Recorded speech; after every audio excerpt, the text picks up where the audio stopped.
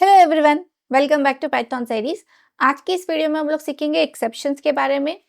जब आप कोई कोड लिखते हो तो इन बिटवीन आपके एरर आने के चांसेस होते हैं और जैसे ही एरर आती है तो आपका प्रोग्राम इन बिटवीन टर्मिनेट हो जाता है, क्लोज हो जाता है वहीं पे और रेस्ट ऑफ द कोड आपका एग्जीक्यूट नहीं होता। तो कुछ एक्सेप्शन जो भी आपके रन टाइम के एक्सेप्शंस है, हम लोग इस टाइप के एरर्स को या इस टाइप के एक्सेप्शंस को हम लोग हैंडल कर सकते हैं। तो वो किस तरह से हैंडल करना है वो इस टॉपिक में हम लोग देखेंगे। तो मान लीजिए कि जैसे यहाँ पे हम लोग 10 को 0 से डिवाइड करने की कोशिश कर रहे हैं, तो यहाँ पे ऑब्वियसली एरर आएगी, 0 डिवीजन एरर। तो ये प्रीडिफाइंड एक्सेप्शन है जो ऑलरेडी पाइथन ने हमें दिया हुआ है। एक्सेप्शन ये प्रीडिफाइंड क्लास होती है 0 डिवीजन एरर। ये तब आपको एरर आती है जब आप किसी भी नंबर को 0 से डिवाइड करते हो। तो ये जैसे ही एरर आती है रेस्ट ऑफ द कोड आपका एग्जीक्यूट नहीं होता। एक्सेप्शन हैंडल क्यों करना है आपको? एक तो आपको आपका प्रोग्राम क्रैश होने से बचाना है। दूसरा, आप चाहते हो कि आपका सारा कोड नॉर्मली एग्जीक्यूट होता रहे टिल एंड, बीच बीच से ही इंटरप्ट ना हो। या फिर आपको किसी भी एरर की बजाय कोई यूज़र फ्रेंडली मैसेज प्रिंट करना है ताकि यूज़र को पता चले कि प्रॉब्लम क्या है। तो यहाँ पे किसी भी अनएक्सपेक्टेड सिचुएशन को आप हैंडल करने के लिए एक्सेप्शंस का यूज़ करोगे। तो यहाँ पे कुछ नॉर्मल कॉमन एक्सेप्शंस है जो कि 0 डिवीजन एरर है। जब आप किसी नंबर को 0 से डिवाइड करते हो तब रेज होगा। वैल्यू एरर, मान लीजिए कि आपको इनपुट करना है इंटीजर लेकिन आप कर रहे हो स्ट्रिंग, तो उस केस में आएगा वैल्यू एरर। टाइप एरर से आप, जैसे मैंने कहा, इनपुट करना है आपको इंटीजर लेकिन आप कर रहे हो किसी और टाइप का इनपुट, तब आपका आएगा टाइप एरर, क्योंकि वहाँ पे आपका रॉन्ग डेटा टाइप हो जाता है, टाइप मिसमैच कर जाता है। इंडेक्स एरर तब आएगा से लिस्ट में आपके 3 एलिमेंट्स है लेकिन आप एक्सेस कर रहे हो 5th वाला एलिमेंट जो कि एग्जिस्ट ही नहीं है, तब आपका आएगा इंडेक्स एरर। की एरर, आप डिक्शनरी की ऐसी कोई की एक्सेस कर रहे हो जो एग्जिस्ट नहीं करती, तो आएगा डिक्शनरी में की error. File not found error, ये हम लोग फाइल्स टॉपिक में देखेंगे। अगर आप ऐसी कोई फाइल रीड करने की कोशिश कर रहे हो जो एग्जिस्ट नहीं करती, तब आएगा फाइल नॉट फाउंड एरर। तो ये सारे प्रीडिफाइंड एक्सेप्शंस हैं जो ऑलरेडी पाइथन ने हमें दिए हुए हैं। आप चाहो तो आप खुद का भी एक्सेप्शन बना सकते हो। तो स्टेप बाय स्टेप हम लोग देखते हैं कि इन सारे एक्सेप्शंस को कैसे हैंडल करना है। एक्सेप्शन हैंडल करने के लिए हम लोग 2 कीवर्ड्स का यूज़ करते हैं, ट्राई एंड एक्सेप्ट।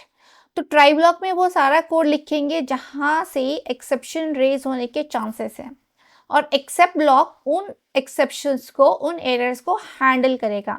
तो यहाँ पे एक्सेप्ट के बाद उस एक्सेप्शन का नाम आप लिख सकते हो जिसको आप हैंडल करना चाहते हो। तो यहाँ पे आएगा आपका एरर का टाइप, और उस एरर की बजाय आपको जो भी मैसेज प्रिंट करना है वो आप एक्सेप्ट ब्लॉक में दे सकते हो। जैसे कि इस एग्जांपल में आप देख रहे हो कि मैंने इनपुट जो भी एक्स का है वो ट्राई ब्लॉक में लिया हुआ है, और यहाँ पे हम लोग इसका डिवीजन प्रिंट करने की कोशिश कर रहे हैं। तो यहाँ पे अगर एक्स के लिए वैलिड इनपुट है तो कोई प्रॉब्लम नहीं आएगी, एक्सेप्शन रेज नहीं होगी। लेकिन अगर एक्स के लिए इनपुट 0 है तो ऑब्वियसली ये वाली एक्सेप्शन रेज होगी, 0 डिवीजन एरर। तो उस एरर की बजाय मुझे क्या करना है, वो एरर हैंडल करना है। तो एक्सेप्ट ब्लॉक इस एरर को हैंडल करेगा और एरर की बजाय ये वाला मैसेज प्रिंट करेगा कि नॉट डिवाइडेड बाय 0। तो यहाँ पे आपका कोड बीच से ही टर्मिनेट भी नहीं होगा, एक यूज़र फ्रेंडली मैसेज भी प्रिंट हो जाएगा और रेस्ट ऑफ द कोड भी आपका नॉर्मली एग्जीक्यूट होगा। जैसे कि हम देख सकते हैं इस एग्जाम्पल में, आप देख सकते हो मैंने ये वाला एक्सेप्शन हैंडल किया हुआ है, 0 डिवीजन एरर। तो यहाँ पे अगर मैं इनपुट करती हूँ नॉर्मली 2 तो कोई एरर नहीं आ रही है और ये एंड ऑफ द कोड भी एग्जीक्यूट हो रहा है।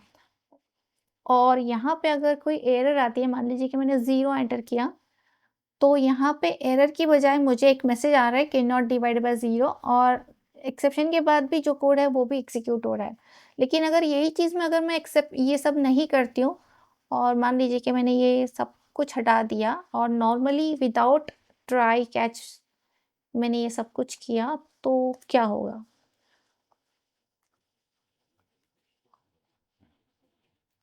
तो यहाँ पे आप देखोगे कि अगर मैं 0 इनपुट करती हूँ, तो ये एरर आ रही है, 0 डिवीजन एरर, और आपका कोड यहीं पे टर्मिनेट हो रहा है और एंड ऑफ द कोड भी नहीं आ रहा है, ये भी एग्जीक्यूट नहीं हो रहा है। तो इन सब चीज़ों को हैंडल करने के लिए हम लोग एक्सेप्शंस का यूज़ करेंगे।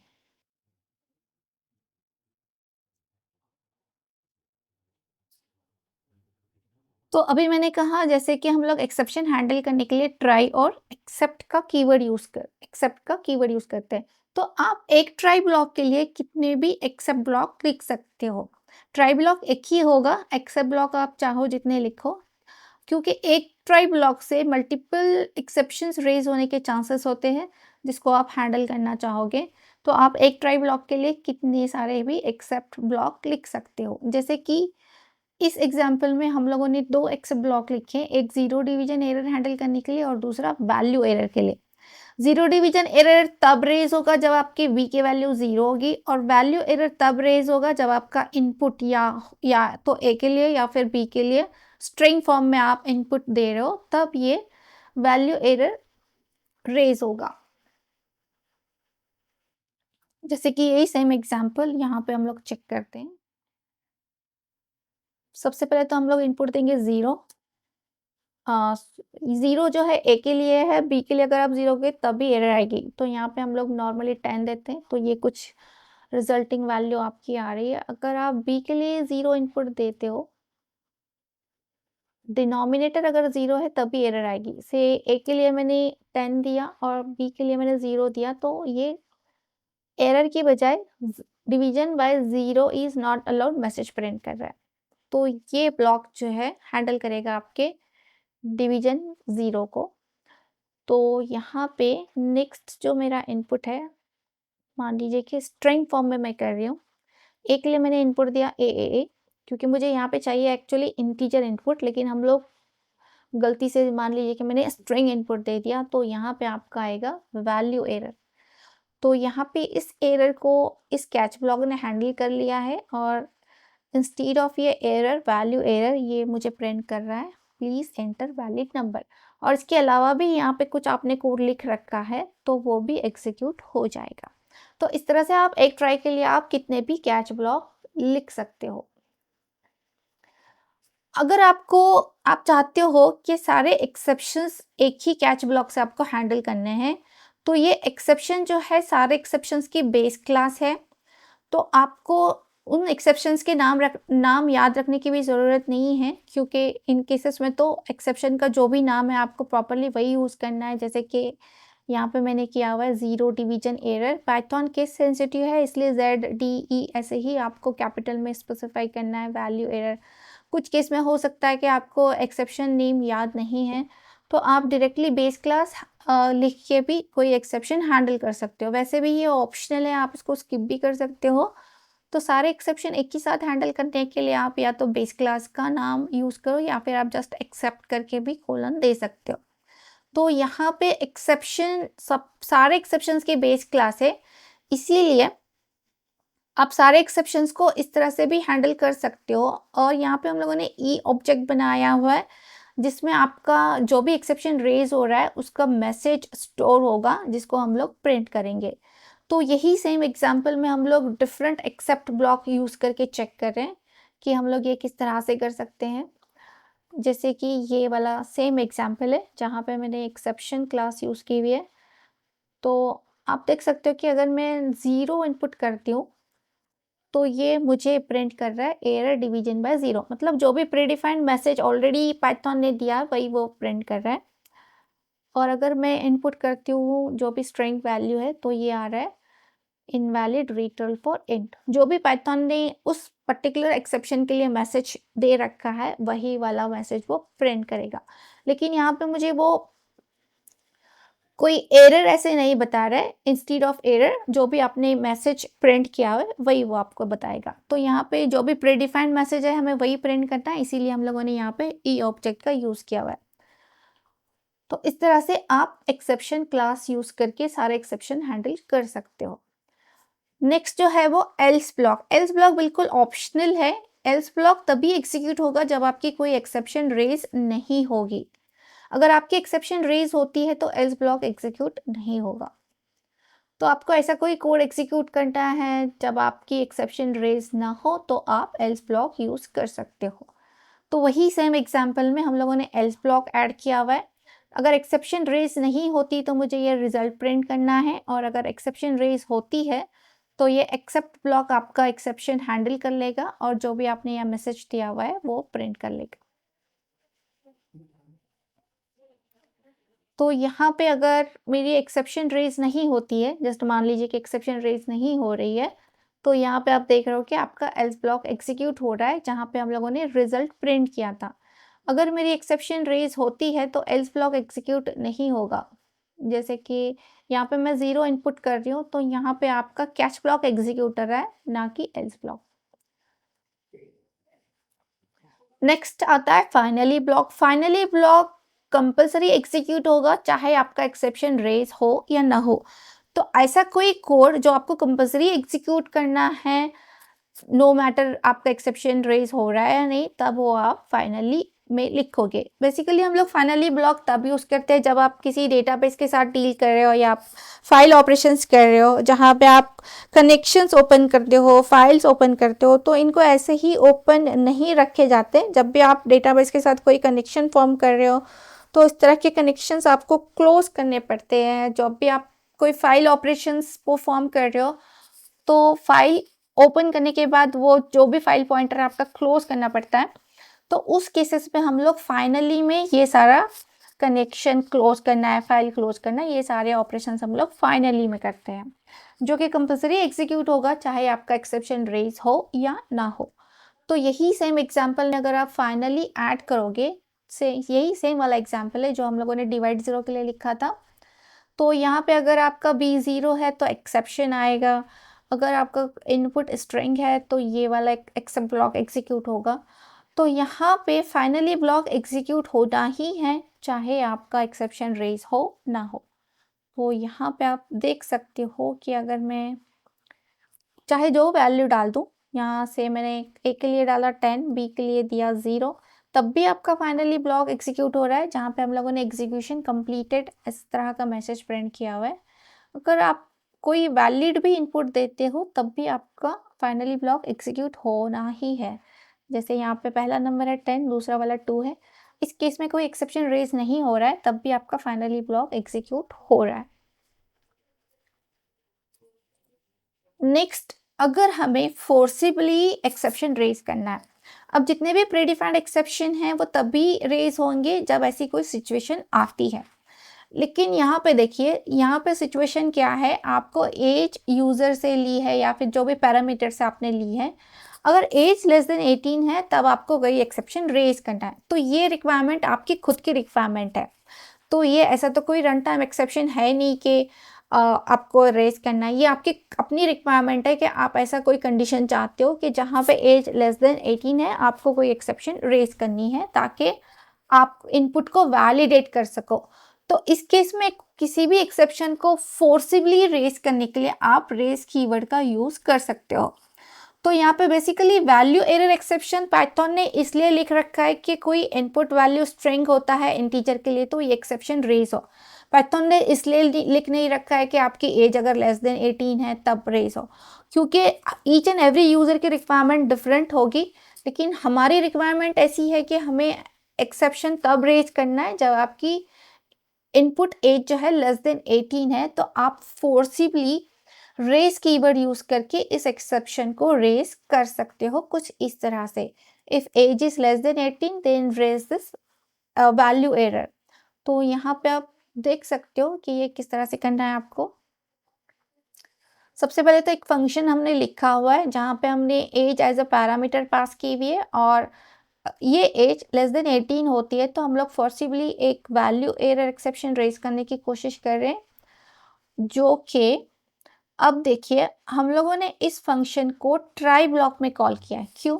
आप चाहो तो यहाँ पर भी कर सकते हो, within check age function के अंदर भी आप कर सकते हो, लेकिन ये एक्सेप्शन रेज हो रहा है यहाँ फंक्शन से, तो इस फंक्शन को हमें ट्राई ब्लॉक में ही कॉल करना है कंपलसरी, क्योंकि इस फंक्शन से कोई भी एक्सेप्शन रेज होने के चांसेस है। तो ये एक्सेप्शन हैंडल होगा इस एक्सेप्ट ब्लॉक से, जो कि आपका जो भी मैसेज है वो प्रिंट करेगा। तो यहाँ पे आप चाहो तो यूज़र डिफाइंड मैसेज भी प्रिंट कर सकते हो, कोई प्रॉब्लम नहीं है। यहाँ पे आप चाहो तो अगर आप प्री डिफाइंड मैसेज प्रिंट करना चाहते हो तो यहाँ पे एक आप ई ऑब्जेक्ट बना के उस ऑब्जेक्ट को प्रिंट कर सकते हो। तो यहाँ पे ऑब्जेक्ट बनाने से होगा क्या, तो जो भी वैल्यू एरर के लिए पाइथन ने मैसेज ऑलरेडी बनाया रखा है वही प्रिंट होगा। आप चाहो तो इस मैसेज को अपडेट करके आप अपना वाला खुद का मैसेज भी प्रिंट कर सकते हो। तो यहाँ पे मान लीजिए कि मैंने एज डाल दी है <18। तो यहाँ पे एक बार इनपुट कर लेते हैं 11। तो यहाँ पे आ रहा है एरर एज मस्ट बी 18 और अबव। तो आप देख रहे हो कि इस केस में भी आप फोर्सिबली कोई एक्सेप्शन रेज कर सकते हो। नेक्स्ट आता है कस्टम एक्सेप्शन। कस्टम एक्सेप्शन में हम लोग देखेंगे कि हमें खुद का एक्सेप्शन किस तरह से बनाना है। हम अपने खुद के भी एक्सेप्शंस बना सकते हैं। अभी तक जितने भी एक्सेप्शंस हम लोगों ने यूज़ किए हैं वो ऑलरेडी पाइथन ने हमें दे रखे हैं। अगर आपको खुद की एक्सेप्शन क्लास बनानी है तो आप बना सकते हो कुछ इस तरह से। तो यहाँ पे सबसे पहले आपको क्या स्टेप्स फॉलो करने हैं खुद का एक्सेप्शन बनाने के लिए। सबसे पहले तो एक आपको क्लास बनानी पड़ेगी। आप क्लास का नाम कुछ भी ले सकते हो। एक्सेप्शन, जैसे कि मैंने कहा, एक्सेप्शन सारे एक्सेप्शन की बेस क्लास है। तो यहाँ पे आपकी क्लास एक्सेप्शन बेस क्लास को इनहेरिट करेगी कुछ इस तरह से। और यहाँ पे आप इस क्लास की बॉडी लिखना नहीं चाहते तो आप सिंपली पास लिख सकते हो, या फिर आप कुछ यहाँ पे मेथड्स लिखना चाहते हो तो आप वो भी लिख सकते हो। तो यहाँ पे एक एग्जांपल हम लोग करके चेक कर लेते हैं कि आपको सब चीज़ें कैसे करनी है। तो यहाँ पे अगर n की वैल्यू <0 है तब हमें ये एक्सेप्शन रेज करना है, कॉल करना है। तो यहाँ पे नेगेटिव नंबर एरर ये आपका खुद का एक्सेप्शन है जो हम लोग रेज कर रहे हैं। और अगर ये एक्सेप्शन आती है तो हमें ये वाला मैसेज प्रिंट करना है, नेगेटिव नंबर नॉट अलाउड। तो यहाँ पे जब इस फंक्शन को आप ट्राई में कॉल करोगे और आपकी इनपुट वैल्यू होती है नेगेटिव में <0, तो ये एक्सेप्ट ब्लॉक इसको हैंडल करेगा और जो भी आपका मैसेज जो आपने यहाँ पे दिया हुआ है वो ई ऑब्जेक्ट के थ्रू प्रिंट करेगा। जैसे कि यहाँ पे हम लोग देख सकते हैं, यही सेम वाला एग्जाम्पल है। यहाँ पे मैंने एक क्लास बनाई है। मैंने अपने खुद के एक्सेप्शन का नाम मुझे रखना है नेगेटिव नंबर एरर। ये मेरा एक्सेप्शन का नाम है जो कि इनहेरिट कर रहा है एक्सेप्शन बेस क्लास को। ये आपका फर्स्ट स्टेप होगा एक्सेप्शन बनाने के लिए। यहाँ पे मुझे कोई बॉडी लिखनी नहीं है तो मैं पास लिख दूंगी। और ये चेक नंबर जो है आपका फंक्शन, जहाँ पे आप इनपुट वैल्यू को चेक कर रहे हो, अगर ये 0 होती है तो हमें एक्सेप्शन रेज करना है। ट्राई ब्लॉक में हम लोग इस फंक्शन को कॉल करेंगे। ट्राई ब्लॉक से एक्सेप्शन रेज होने के चांसेस है, इसीलिए हम लोगों ने इसको ट्राई ब्लॉक में कॉल किया हुआ है। एक्सेप्ट ब्लॉक जो है वो आपके एक्सेप्शन को हैंडल करेगा और इस एक्सेप्शन का जो भी आपका मैसेज है ये यहाँ पे प्रिंट करेगा। तो यहाँ पे जो भी एक्सेप्शंस रेज हो रहे हैं, आप प्रीडिफाइंड एक्सेप्शन भी अगर रेज हो रहे हैं तो आप उनको भी हैंडल कर सकते हो यहाँ पे कुछ इस तरह से। तो अगर आप इसको रन करते हो और आप एज इनपुट करते हो <0 से मैंने नेगेटिव वैल्यू इनपुट की, तो यहाँ पे आपका कस्टम एक्सेप्शन रेज हो रहा है, नेगेटिव नंबर नॉट अलाउड। मान लीजिए कि मैंने कोई स्ट्रिंग वैल्यू एंटर की तो यहाँ पे आएगा please enter a valid integer. यहाँ पे रेज हो रहा है वैल्यू एरर। तो इस तरह से आप कस्टम एक्सेप्शन क्रिएट कर सकते हो, आपका खुद का एक्सेप्शन।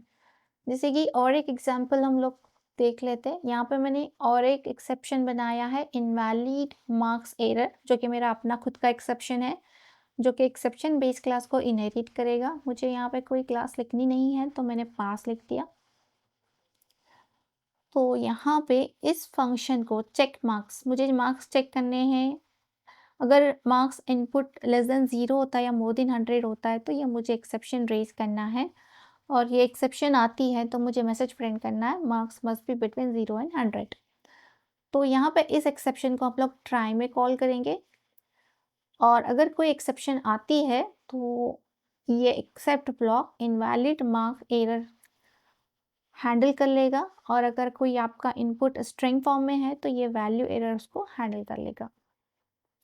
वही तकरीबन सेम एग्जाम्पल है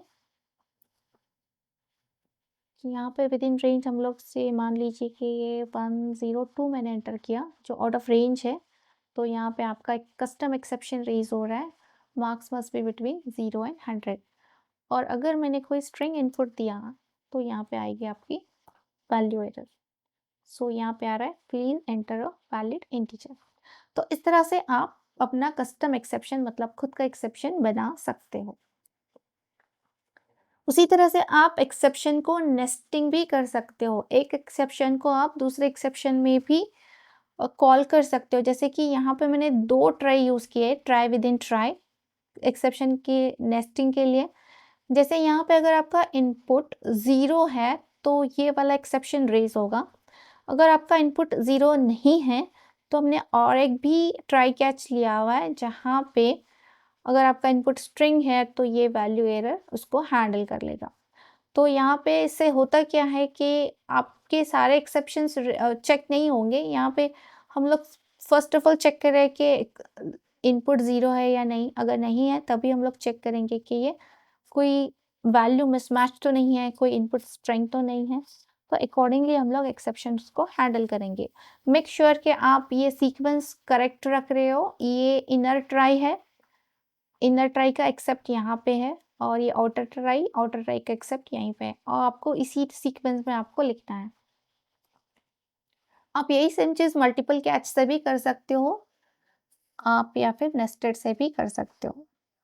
तो यही एग्जाम्पल है सेम जो हम लोगों ने नेस्टेड एक्सेप्शन से किया हुआ है।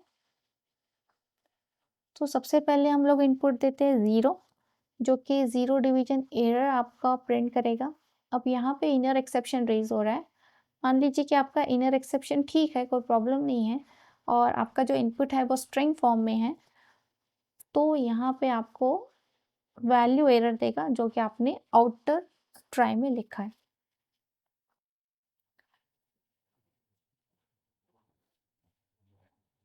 तो उसी तरह आप नेस्टेड जो है, नेस्टेड एक्सेप्शंस आप कस्टम एक्सेप्शन में भी कर सकते हो। जैसे कि यहाँ पे हम लोगों ने nested try catch use, try और क्या एक्सेप्ट यूज़ किया हुआ है कस्टम एक्सेप्शन में, जहाँ कि आपका खुद का एक्सेप्शन है नेगेटिव एज एरर, और अगर एज नेगेटिव होती है तो आप कस्टम एक्सेप्शन से ये एक्सेप्शन हैंडल कर रहे हो। जैसे कि अगर इनपुट स्ट्रिंग होता है तो ये इनर ट्राई एक्सेप्ट हैंडल कर लेगा, और अगर इनपुट जो है आपका नेगेटिव होता है तो ये आउटर वाला एक्सेप्ट उस नेगेटिव एज के एक्सेप्शन को हैंडल कर लेगा।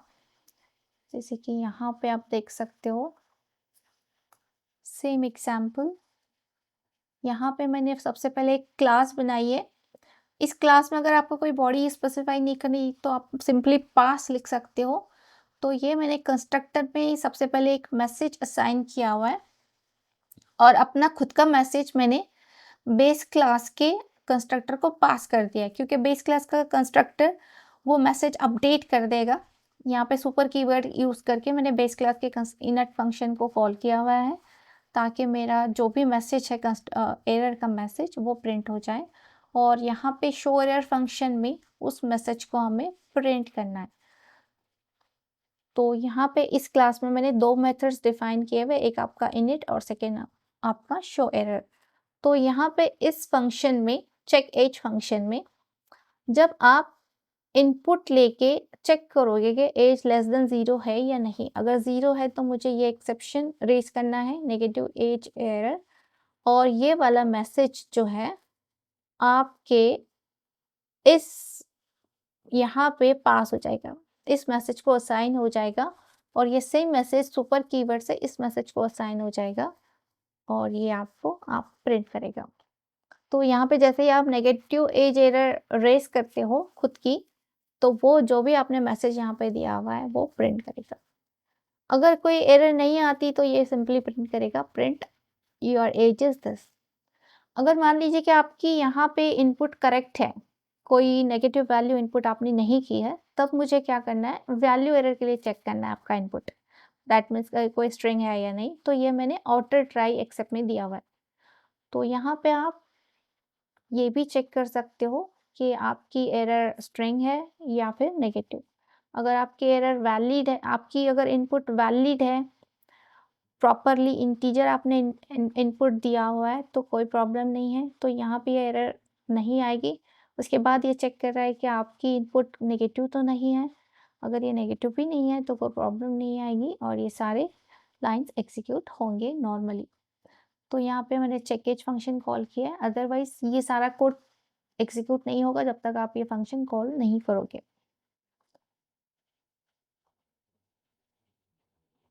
तो यहाँ पे एक बार इसको चला के चेक करते हैं। यहाँ पे मान लीजिए कि मैंने डाल दी एज माइनस में,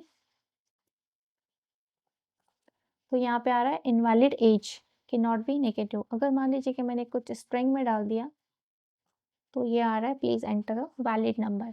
तो आप इस तरह से डिफरेंट तरीके से आप कस्टम एक्सेप्शन लिख सकते हो, चाहे आप नेस्टिंग के थ्रू लिखो या फिर नॉर्मली क्लास बना के आप सिंगल ट्राई एक्सेप्ट भी आप लिख सकते हो।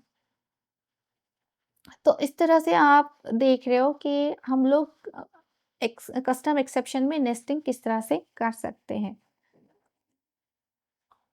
आप ट्राई एंड कैच यूज़ करके डिफरेंट तरीके से सारे एक्सेप्शन हैंडल कर सकते हैं। नेक्स्ट हम लोग वीडियो में देखेंगे कि और भी कुछ एक्सेप्शन के एग्जांपल्स के डिफरेंट जो भी प्रीडिफाइंड पाइथन ने एक्सेप्शन क्लासेस दे रखे हैं उनको हम लोग यूज़ करके किस तरह से एक्सेप्शन को हैंडल कर सकते हैं। तब तक के लिए take care, keep exploring, keep learning.